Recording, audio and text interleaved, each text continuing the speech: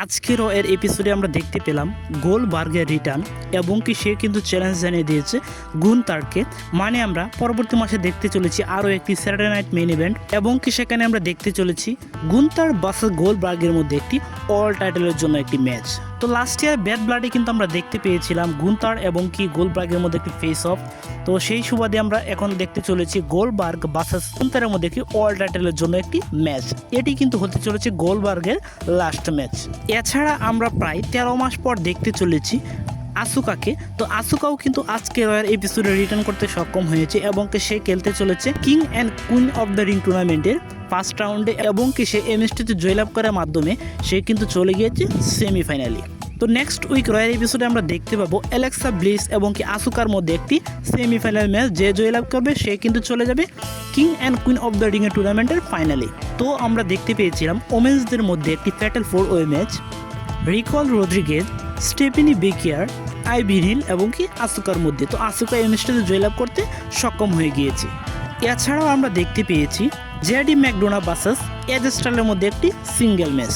তো এই ম্যাচটিতে কিন্তু এজে স্টাইল জয়লাভ করতে সক্ষম হয়েছে, কিন্তু আমরা পরক্ষণে দেখতে পেয়েছি জাজমেন্টের মেম্বাররা কিন্তু তাকে চারদিক থেকে ঘিরে ধরে ফেলেছিল, বাট সে কিন্তু ডোমিনিক মিস্ট্রিও টাইটেলটা নিয়ে সেখান থেকে বোর্ডে পালিয়ে যায় এবং কি আমরা নাইট অফ চ্যাম্পিয়নশিপে দেখতে চলেছি এজে স্টাইল ভার্সেস ডার্টি ডোমিনিকের মধ্যে একটি ইন্টারকন্টিনেন্টাল চ্যাম্পিয়নশিপের জন্য ম্যাচ।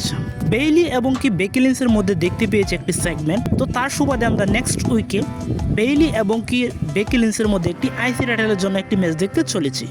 এছাড়াও আমরা দেখতে পেয়েছি কাইরি সেন ভার্সেস লিভ মর্গানের মধ্যে একটি সিঙ্গেল ম্যাচ, বাট আজকের ম্যাচটিতে কিন্তু লিভ মর্গান ভয়ানকভাবে ইনজুরিতে পড়ে গিয়েছে, আজকে ম্যাচটি দেখে বোঝা যাচ্ছে। তো কাইরি সেন কিন্তু এই ম্যাচটি জয়লাভ করতে সক্ষম হয়েছে, বাট সে কিন্তু ইনজুরিতে ফেলে দিয়েছে লিভ মর্গানকে। তো লিভ মর্গান কিন্তু এখন হতে পারে কিছু মাসের জন্য সে ডব্লিউডব্লিউ বাইরে চলে যেতে পারে। তো দেখা যাক কি হয়, নেক্সট উইক বা পরবর্তী আপডেটে আমরা জানিয়ে দেবো লিভ মর্গান কি পরবর্তী এপিসোডগুলোতে আমরা লিভ মর্গানকে দেখতে পাবো নাকি লিভ মর্গান ইনজুরির কারণে ম্যাচ থেকে ছিটকে যাবে।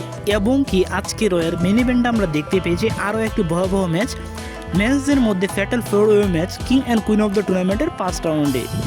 তো আমরা দেখতে পেয়েছি Rusev, big Bronson and Reed, Jey Uso এবং কি শেমাসের মধ্যে একটি ফ্যাটাল 4-ওয়ে ম্যাচ। তো এই ম্যাচটিতে কিন্তু আমরা বেশ কিছু ইন্টারফেস দেখতে পেয়েছি ব্রিক বনসনের এবং কি ব্রন বেকারের, দেখতে পেয়েছি প্যান্টা, দেখতে পেয়েছি এলএ নাইটের। তো শেষ পর্যন্ত কিন্তু জেউসও কিন্তু এই ম্যাচটিতে জয়লাভ করতে সক্ষম হয়ে গিয়েছে, বাট তখনই আমরা দেখতে পাই কে চলে আসে, সেথ ফ্রিকেন রলেন্স চলে আসে রিংয়ের মধ্যে জেউসোকে অ্যাটাক করার জন্য।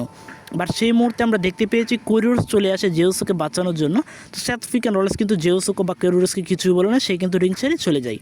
তো নেক্সট উইকে আমরা দেখতে চলেছি জেউসো এবং কি কোরিওরসের মধ্যে সেমিফাইনাল ম্যাচ। যে জয়লাভ করবে সে কিন্তু চলে যেতে চলেছে ফাইনালে। তো এই ছিল আজকের ভিডিও ভালো লাগলে অবশ্যই লাইক, কমেন্ট এবং কি সাবস্ক্রাইব করে পাশে থাকবেন। ধন্যবাদ সবাইকে।